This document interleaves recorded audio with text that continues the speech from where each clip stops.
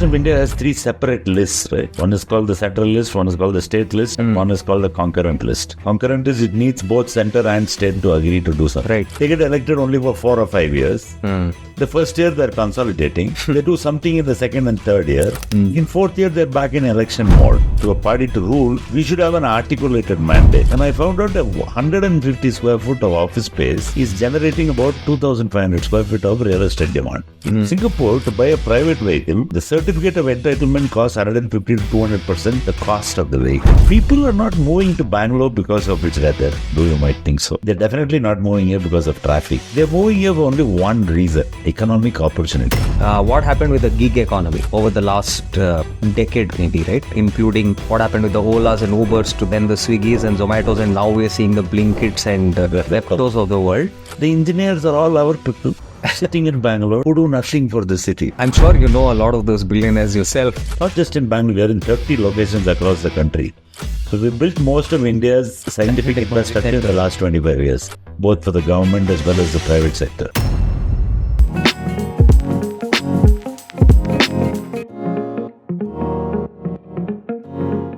But mostly, this is for my curiosity, all of these are led by central government initiatives or partly, right? Because metro is, because the central government stands sovereign guarantee for those loans. Correct. It's a 50-50 venture with the state government. Yeah, so the suburban train is again like that, 50-50 with railways, and suburban train itself is much 30-year delay project. That itself would have solved a lot of problems in the city. Right. So isn't the central government capable of pushing these projects sooner and then concurrent lists? The Constitution of India has three separate lists, right? One is called the central list, one is called the state list, and one is called the concurrent list. Concurrent is it needs both center and state to agree to do something. Right. Interesting. So these will all local transport, city governance, urban local bodies, all that comes under state. Interesting. But to give guarantees for international loans, the international funder will insist on a sovereign guarantee of the government of India. See, one of the problems we have in India is that our understanding of the country as particularly about cities and urbanity and so on and so forth is the sort of dichotomy between the words West and East. Just the framework imposed by some colonialist mindset. What we mean by West is actually the northern hemisphere. We don't really mean there's no real absolute East or West, right? Right. The Earth is a ball floating in space. In space, there's no up or down, there's no West or East. Right. What we mean is the northern hemisphere. That north itself is a construct, but what happens is that the entire framing of any issue in here is like we say the developed East, the developed West, the developing, etc. Correct. And we try to take the models of the developed West, which is say Western Europe, make it look like that. The conversation is always like make it like London or make it like New York or something like that, or make it like Tokyo or some idea. And he never look at, so the whole argument is sort of framed in longitude. Right? India calls what the West calls the Middle East. Indian foreign policy calls it the Western Asia. Oh, that's actually an Indian. That's officially what our Indian policy calls Western Asia, West Asia. Right? That's what it is. Interesting. So what happens is if you take, say, instead if you frame the world, and now the word Global South has become very popular discourse, and I started looking at which are the cities which are the same latitude as Bangalore. But Bangalore is about 13 degrees north of the equator. Right. So if I say London, in your mind you roughly know where it is. Correct. Somewhere up north, Europe, but UK. If I took the other argument and I said if you drilled a hole beneath your feet, straight through the earth, where would it come out on the other side? The same latitude. Correct. Where would it come out? It will come out somewhere west of Mexico City. Oh. And if you notice, Mexico City is very similar to Bangalore. Right. It has roughly the same issues. It has water problem, traffic problem. It's actually a great place to live. It has reasonably good weather. Just the barring the whole organized crime. So if you scene, go but yeah. across the world on that latitude, accounting for changes in elevation, Bangalore is blessed because it's at 3,000 feet. Say Chennai is at the same level. Bangalore, same level. You'll find that the kind of civic issues that plague these cities and the people, the culture of the people who live in the cities are somewhat similar across the planet. Interesting. All around. You see it like that. So it's always interesting to frame the world, if you ask me, not as Latitude, but as latitude, and also understand that the global south is a lot of area, and technically, India belongs to the global south, right? And we don't have our own theories of town planning, our own theories of architecture, our own theories even of social change. But I think somewhere, this is my personal opinion, that it somewhere got lost over a period of time, because as a civilization, we are the oldest. Because of various kinds of colonial intervention. When we say colonial intervention, we only mean, most of us think it's 400 years of British. But there was another 400 years of other occupations, right? Like the Mughal era. From Turkish times or more. So India went through, I think somebody put it nicely, he said India is a great civilization on the verge of terminal decline. But it's coming back now. It needed to. There is some sort of a resurrection. It's only 60. How many years since the independence? 75, right? Yeah. 2047 will be the 100th year of independence. I would expect my political leadership, I don't care which party, to have a clearly articulated vision for that for 25 years from now. It's not very long, not a very long time. Agreed. Instead, we seem to have short-term vision, but what is happening is because of a political system, they get elected only for 4 or 5 years. The first year, they're consolidating. They do something in the second and third year. In fourth year, they're back in election mode. Correct. So there's no way to have long-range planning at all. And the worst part is, if there is another party that comes into power, Undoing what Exactly. the first couple of years, undoing what correct. become like a vicious circle. Correct. So we have to find some way to make this into a virtuous circle. And I feel the only way that can be done is if we move from a representative democracy. Now we elect someone and we think our problem is over here to solve. We have to become a more participative democracy. People have to get involved in government. People are busy doing their own thing, I agree. But at least at a neighborhood level, at least don't leave politics to the politicians. People should get involved, right? Well said. If you don't do it, then your quality of your environment is going to degrade. Yes. And that is one of the reasons also that motivates me to continuously try to change some bits of the system, hoping almost what I would call urban acupuncture. Acupuncture madidre, correct needle in the right place will affect a big organ in the body itself. Correct. It will fix. So I find these places, I look for projects in Bangalore which have maximum impact. Like K100 Right. will affect at least 25 lakh people. Oh, more, I believe more. 25 like direct impact. Correct. It'll have. Direct adjacent impact probably, but far more. I mean, look at it even from an economic point of view. Yeah. Bellandur Lake properties facing our good prices are going up because sewage is not flowing in anymore. You understand? Even such a small thing to do, and it's a direct economic benefit. It also has multiple other climate benefits, climate resiliency benefits, etc., etc. So I feel that the government should look at not government, civil society as a whole. We can't keep saying government. The people have to. When we give a mandate to a party to rule, we should have an articulated mandate, not just a vote. Makes sense. That is true. And if you don't do that, this is what will happen, that maybe some wrong advice is given. People are not, people in power have too many other things. There's politics itself to worry about. Because to stay in power itself is a full-time job. ಕುರ್ಚಿ ಉಳಿಸ್ಕೊಳ್ಳೋದೇ ಒಂದು ಕೆಲಸ ಇರುತ್ತೆ And ಜಾಸ್ತಿ. the third issue right now is the city of the size of Bangalore does not have a self-government for more than 5 years now, 4-5 years. Yeah, that is actually the most unfortunate thing that's happening. The representation is not there only. So True. But the state knows that whoever rises in city politics will will eventually get become back. the chief minister at some point. So they are hesitant to hand over seed power. So the city politics is not working at all. So some other system is required. Somebody has to come out of the blue and create a virtuous circle and break the vicious cycle.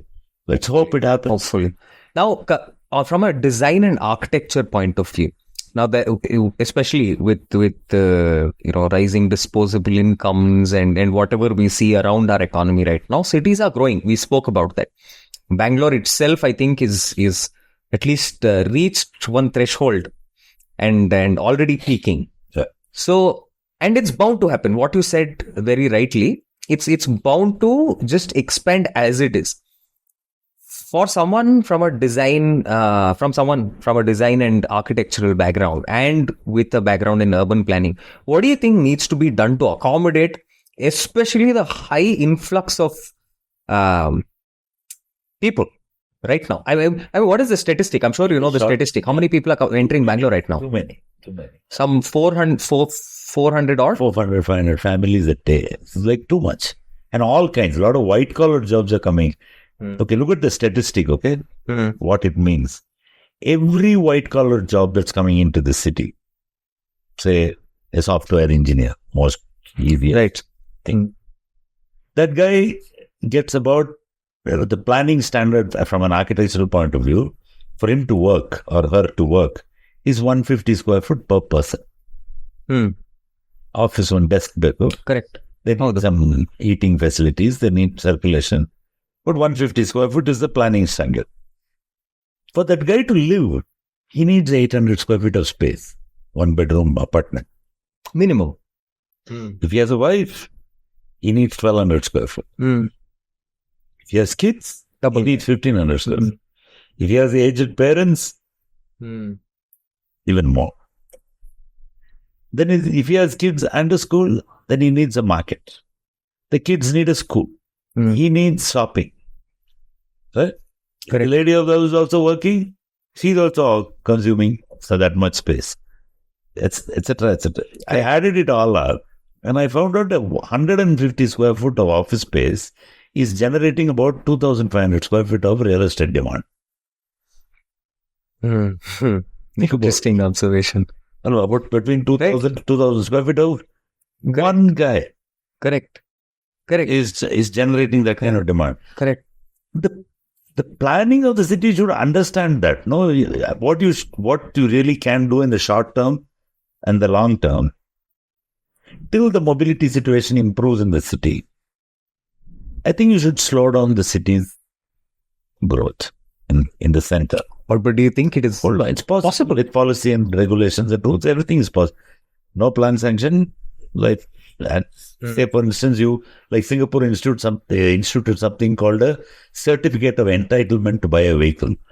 In Singapore, to buy a private vehicle, the certificate of entitlement costs 150 to 200% the cost of the vehicle. Oh wow! You know that? To buy a car, you have to spend almost 200% of the cost of the car to get a. And I believe you have to justify why you need the car. That money was cleverly put into providing mobility infrastructure. Correct. So what Bangalore needs to do is spend a bit of money, take the 8 towns. There are 8 arterials going out of the city. You have Hoskote, Devnali, Dobspete, then you have Tumkur, then you have Kanakpura, then you have Magadi, then you have all around, right? Each one has a town authority. People are not moving to Bangalore because of its weather, though you might think so. They're definitely not moving here because of traffic. They're moving here for only one reason: economic opportunity, of which the city has too much. It is the critical mass of talent in the planet, not just in the world, Asia or India. True. People are moving here from all over for that reason. They don't just now, for somebody told me, people in HSR layout never come out of HSR layout. They're the startup capital of India now. Correct. So what is happening is, if you develop the smaller towns and I'll also put in place urban infrastructure, good schools, a good shopping center, you enable those things to happen in all these towns, and also allow for land and development to happen, people will happily go and settle there. Interesting. As long as there is a job and there are amenities for their children and their family, they will do it. Right. There's no particular reason they want to live in Jayanagar or Rajajinagar or anywhere. Right? From somebody coming from Lucknow, what does he care? Correct. If there's a great job in Kolar, he'll go and live there. Correct. As long as it's well connected to the city and locally, there's enough opportunity for daily activity. So if you put, but it won't happen unless the government creates policy. It won't happen unless it empowers something like that to happen. But now they've made a start now. Dodballapur hatra Queen City ಅಂತ ಒಂದು ಮಾಡಿದ್ದಾರೆ. Good step. It will decongest the city out of the increasing mess in the. It's time to slow it down a little bit, not stop it. But can you slow it down? Because of price? No, I mean to say, let's say we are called the startup capital for a reason. You have so many new companies and startups producing new kinds of technology, new kinds of services. Let's say, for example, what happened with the gig economy over the last decade, maybe, right? Including what happened with the Olas and Ubers to then the Swiggies and Zomatos, and now we're seeing the Blinkits and Zeptos of the world. Right, and I don't know what more will get enabled through that. It will only mean there will be an influx of more people. You need newer people. You need to distribute it with policy. It can be done, but it needs to be thought through, and how it will be done. Thought through and the will to actually. So you can't just do town planning based on early residential, early commercial, early a flyover icon. That's not it. You have to look at it from an economic point of view. It's curious that both the word economy and the word ecology come from the same root. You know that? The Latin root comes oikos, which means home. Oh, wow. The word, both. So unless you balance, it cannot be economy or political economy at the expense of ecology. You cannot be ecology to the detriment of economy. You understand? So to get that balance requires what I would call not politics, but statesmanship. And that is a little bit not quite there in the ecosystem. It's there in somewhat in a national sense, if you look at it. Our cities are well connected now by highways. The air links have become all right. The train links are getting better and better. But the intra-city, the city is not being treated as a independent entity. It's being treated as a subset of the state itself. Maybe one suggestion somebody said the other day will make a huge difference. Which is? What if something radical has to change? No, then what if you moved Bangalore's capital to Chalakere, to Davangere, to the center of Karnataka? Chalakere. You mean Karnataka's capital? Yeah. Move it away from the Bangalore. Entire government out of the city in Chalakere, because we have to rule. So the rest of Karnataka, forget about even the 8 towns around Bangalore. Why is the rest of Bangalore is generating 80% of total wealth of Karnataka revenue? That's why nobody wants to go. But the other places also can develop. Many people after WFH, after the pandemic, never came back. One of my closest friends moved to Bangalore 40 years ago to study from Hubli. During WFH, he had gone home and couldn't come back. He never did. He said, there's a much better life here. The traffic illa, the environment is great. The air is cleaner. Yeah. And I am working fully connected with broadband, so why should I come? Correct. So maybe that one good thing the pandemic showed us, that is if the government pushes this policy, just move the capital itself to something that I think that was the imagination of everybody. There's a minor attempt at moving one part. Belgamal one kattidaare. Belgamal one idin katti. Even if at you least move the whole Belgaum, then rest of Karnataka will develop. No, the government operates out of Belgaum. Imagine the change that will happen to the whole system. But it's not that easier said than done again. Correct. So it needs big ideas like that. It's not small ideas like one more flyover, one more road project. Correct. It needs some radical thought process to be able to do that. Yeah, and the city needs to take a break, upgrade the infrastructure, and then allow more development if required later. Interesting. Is there an urban planner element at all in this whole decision-making process? Why not? Or is it just... It is technically a planning department of the government. Of course. But most of them, their technology is out of date. They have not recruited anybody for a long time. They are mostly outsourcing it to private consultants. And they're also, that's another problem. When they outsource it to the lowest bidder. So you get really, the old adage, right? If you pay peanuts, you know what you get, right? So you don't get the A class. The tragedy of this whole thing is that Bangalore is home to GCCs. You know what GCCs are, right? Global Capability Centers, which means whatever is done in Bangalore, your Samsung phone is designed in Bangalore. Part of your Apple phone is designed in Bangalore. Your Mercedes-Benz car is designed in Bangalore. So we have the capability to design anything for the whole world. A strange fact that came to my knowledge was that 4 of the world's biggest engineering and infrastructure consultants have their biggest offshore office in Bangalore and employ about 40,000 people. 30 to 40,000 people. W.S. Atkins, Arcadis, Mott MacDonald. These are the guys who are building the world. Right. You go to Gulf and marvel at how did they do it. You go, and the engineers are all our people. Interesting. Sitting in Bangalore, who do nothing for the city. The knowledge is here. The technology is here. It's only political will and vision that is lacking. If we can, you don't even need to go, and we also know what to do. Yeah.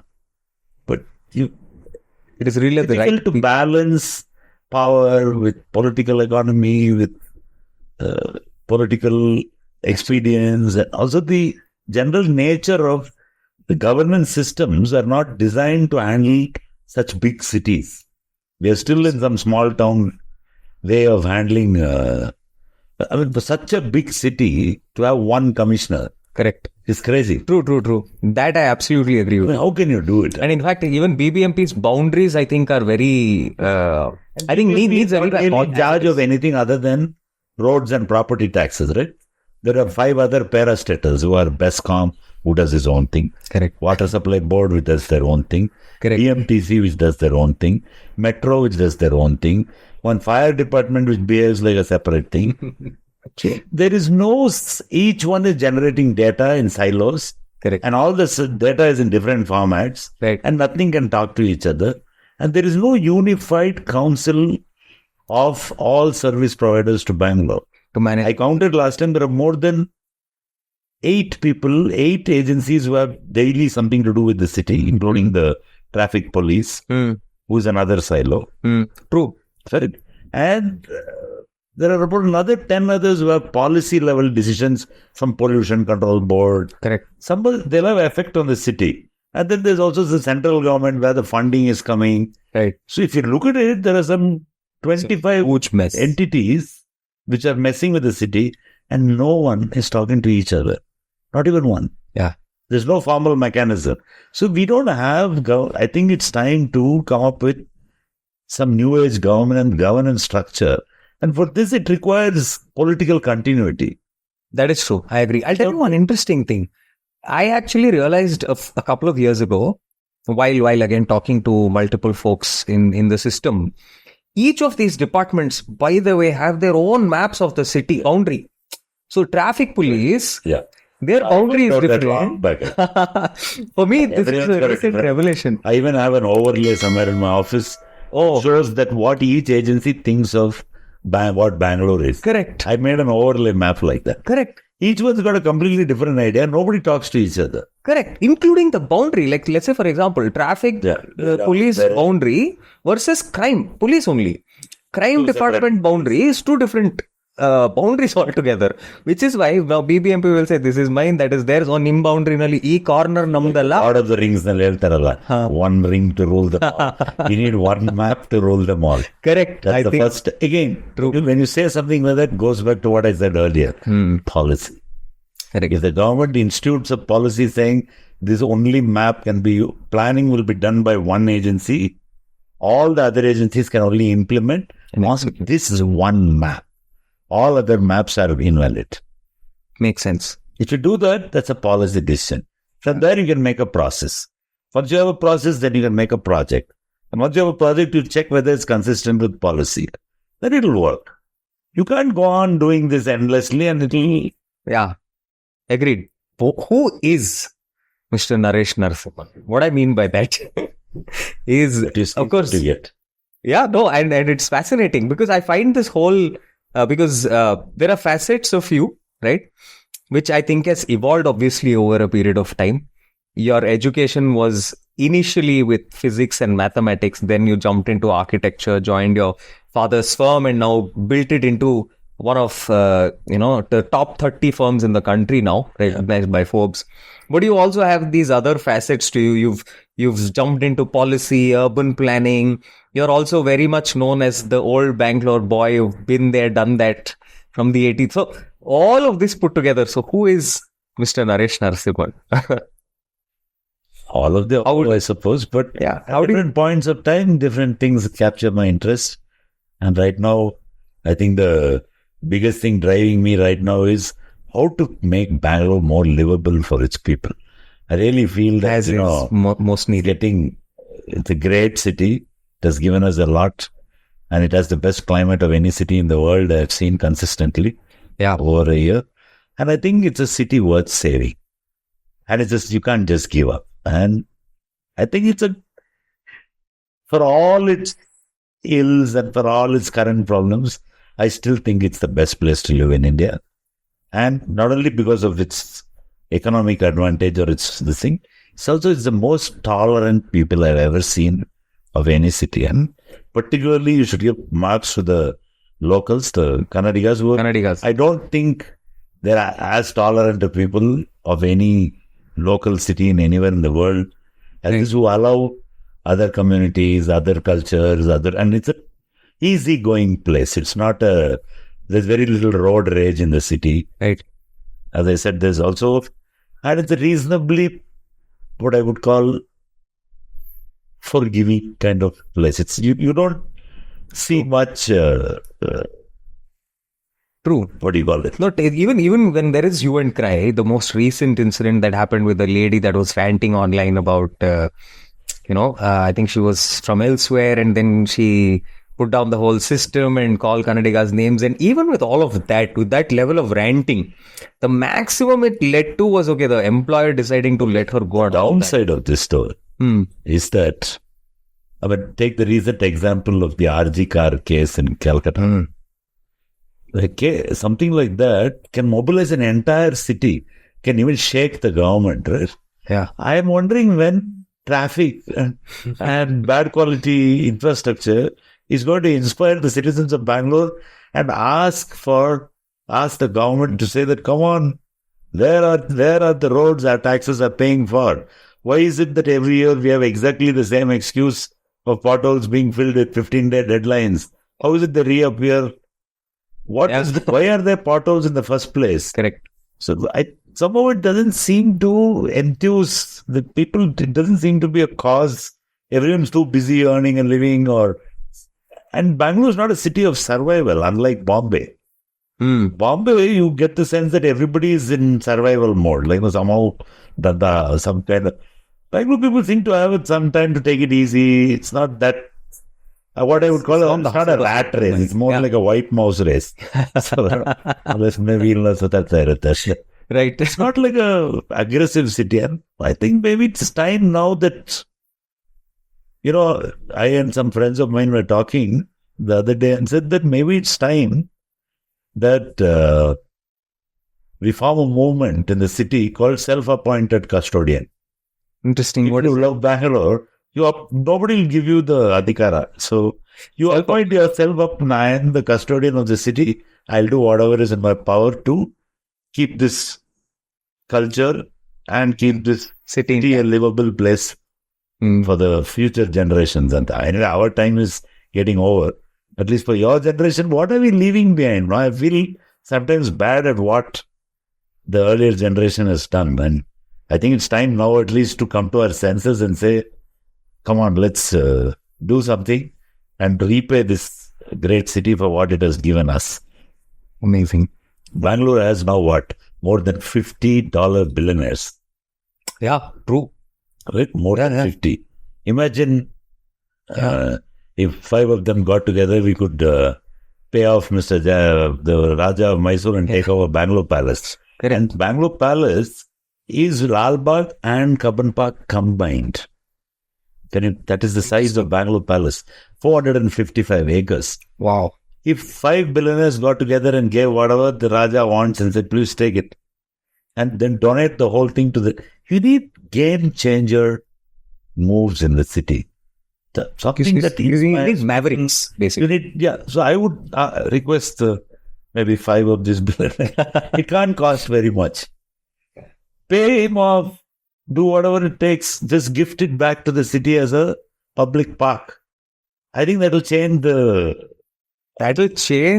everything. The conversation. Yeah, exactly. So, or maybe some X set of people say that, we will hire the best consultants in the world, pay for it. And with the government, with the only guarantee from government saying, whatever you guys come up with, we'll implement. It takes 1 billionaire to do that, not even 5. Yeah. So I wonder sometimes why they don't do it. Well, I think it's a lack of... we have, it's the same attitude as I told you. It's called the tragedy of the commons. We think that the outside is the government's problem. We don't realize it is our problem. That is true. The moment you own it and say, this street is mine. True. In whatever small way, or this public space, I will not allow, I want it to be a public space where I want to go whenever I feel like with my family, then you will do it. And you will. And I think the billionaires of Bangalore who have benefited from this place should, either in cash or in kind, do something, for the city. Pro bono, for the public good. The full word of pro bono is pro bono publico, which means for the public good. And I think that culture has to come into our system. I'm sure you know a lot of those billionaires yourself. Why don't you have that conversation? Hopefully. It's a thing that is, like I said, self-motivated and self-appointed custodians we need of the city. Saying we own this place. Let us make it a great place to live. And somehow get together. See, politicians by nature are mass leaders. Right? And by mass leader means a person who says come and 5 lakh people will come. Correct. Without even beer or biryani. Correct. If you go today, you put out a call saying, I'm addressing a public meeting. Come, how many people do you think will come? 2. 10? 20? If our mass leaders call, 5 lakh people will come. Yeah. So what is the lesson from that? Mass leaders listen to masses. Correct. So we need to get a critical mass of people in Bangalore and then form a strong enough economic as well as a social platform to to advise government saying, let's do this, let's do that, let's make Bangalore this way. It's not subject to the whims and fancies of one people or a clique of bureaucrats and transport planners and politicians to decide the city. Why are the people not deciding? At least the people who can, should. Yeah, I agree. And hopefully that movement happens. And we've spoken so much, but I want you to answer one professional question though, which is among all your projects, which is your most favorite or the most challenging project that you have taken up in these last 35 years? I've built many buildings in my life. Plus, I've done many other. I can't really pin it down. But for different kinds of projects, I have 1 or 2 nice ones. One of the nice ones I've done in the city is, have you seen the National Gallery of Modern Art? Yeah. On Palace Road. Right. An old, beautiful house, which we restored and added a lot of space. You can't see it, but a lot of new gallery space. And I think it's a nice, vibrant little cultural island in the middle of the city where you can go and chill. I've also done large mixed-use developments which are very successful. Like, have you seen Brigade Gateway? Right. With the mall and that lake in the middle. Yeah. That was my first experiment at public space. It's a private space, Correct. How is It's it public? accessible to public. Oh, interesting. That's what it is. It's an ungated community. Anybody can go and enjoy that waterfront. There's a Correct. lake. Correct. So that was the first experiment. I think it's one of those properties that has a corporate space and a mall and a residential. Mixed use. Correct. And it also has huge public space which is open to anyone. Right. So that's a good project. Many like that. Church Street, of course, is a great favorite of mine. Interesting. It's funny that I've built so many buildings, but I've known maximum for a street. So which is a good thing also. Which is a good thing, yeah. Because that shows impact, right? So they've also done many research centers. I can't list them out, but each kind, I've done also lots of housing projects. There are many of them. But I wouldn't say there's any one clear favorite. It depends on the building type and context and what. Let's just say everything that VA does is your favorite then. Right? Yeah. In some sense. I wouldn't say all of them are great successes, but we don't, as a firm, we don't really do buildings. We don't do architecture as a business. It's not a business. It's beyond a profession because it's sort of like, it's a calling almost. Or it's even it's more like something that you, being a doctor or being something like that. It's more like something that you're called to do. And you have as an architect also, you have the power to shape a city, True. You have the power to itself, you have the knowledge, but you have to work with a large ecosystem.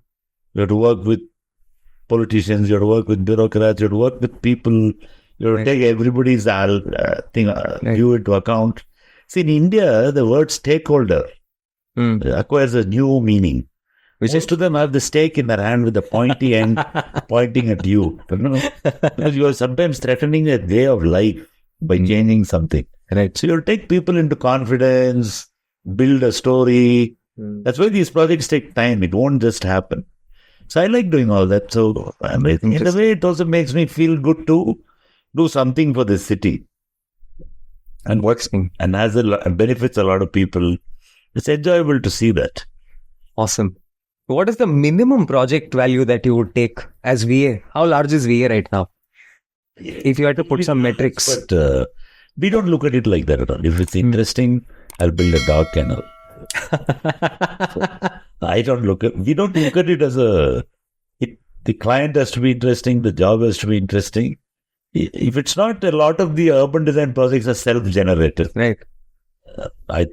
We have a good team, we sit and think what to do, etc., etc. And we also document it. It's an advocacy thing. We also try to achieve some level of social change with what we do and so on. It's not we don't look at it as a minimum value. And Interesting. to be honest, for an office of this size, it's almost close to 200 people now. So it requires a certain scale to function. Right. So we don't do luxury homes and stuff like that. But we do a lot of housing, office buildings. Our domain is in buildings for science and technology. We've built most of India's, not just in Bangalore, we are in 30 locations across the country. So we've built most of India's scientific infrastructure in the last 25 years, both for the government as well as the private sector, in almost every field of research and development, science and tech, everything. So, interesting, etc. And we also do a lot of advanced manufacturing, like the Volkswagen manufacturing that was done. Yeah, we're also doing a lot more now for the EVs, new EVs, the new stuff that's coming. Also, we've also done a lot for the automotive industry, which is causing a lot of trouble.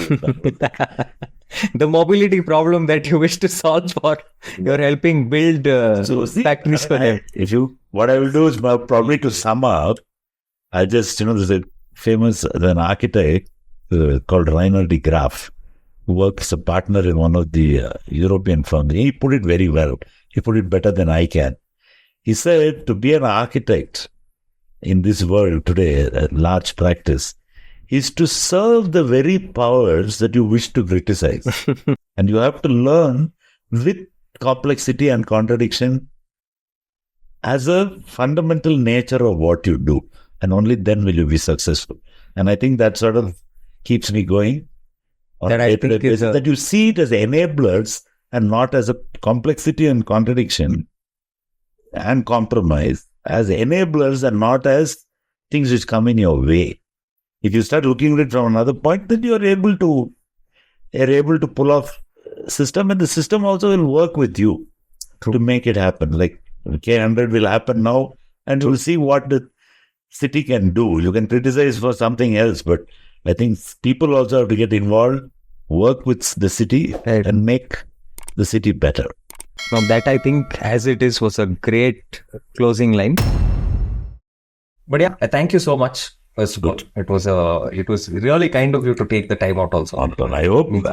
I'm not very good at these personal questions and all. Wait, which person? I'm saying I'm not very good at that. I didn't really have a struggle to life, and I have no stories. I made it from nothing. But it takes humility to accept that. And in fact, if you see anybody, that I believe that whole story around rags to riches, no matter what, you see the most successful people are not necessarily the rags to riches ones. Do need a certain amount of support, whether it is in the form of luck, policy, all of the above. Timing, all of the above, to come together. So it cannot just be an individualistic. In 92, I was 29 years old. India liberalized. Correct. And we had an office of 30 people at that time. Nobody else was there. There were only 2 architects in the whole place. Somebody had to do all that job, no? I was there, Thomas, Akarya, Shankaran, that's it. And some CNT was there, that's it. No. So it was like just being in that, and sometimes when there's a knock on the door, people don't open the door. Correct. ಯಾರು ಬಂದಿದ್ದಾರಂತ open ಮಾಡಲ್ಲ. All you have to do is open the damn door and ride the wave. And you're riding the wave, the wave will take you ahead. It was also a lot of luck, no? That time, it's just same thing happened in 2010 when after the iPhone came out and the lemon thing happened. Yeah. So many people came up, all these Kamat boys and correct. They also came up through that only, and also thanks to demonetization. Some things like that change lives. You don't know what happened. It's not in your control. Yeah, I agree. But you have to be aware to recognize it. So I've been good at spotting trends. I switched away from real estate into IT. From IT, I switched to R&D. R&D, I switched to manufacturing. Yeah, right. From manufacturing, I went into... So I was the guy who created the GCC idea itself, right? Some first software park, then the GCC idea itself, like how to make it into a thing. Now we are doing lots of them. So if you can forecast it, then guys will come after you and say you do it. That is now Industry 4.0. We brought in the new industry today is completely different from what you know it to be. What people think it is. Highly automated, lot of robotic controls, lot of software overlays, and you have to and the buildings have to respond to that. Yeah. So the good part of being an architect, whatever you do in life, even if you do AI, you need a building. Well said. Awesome.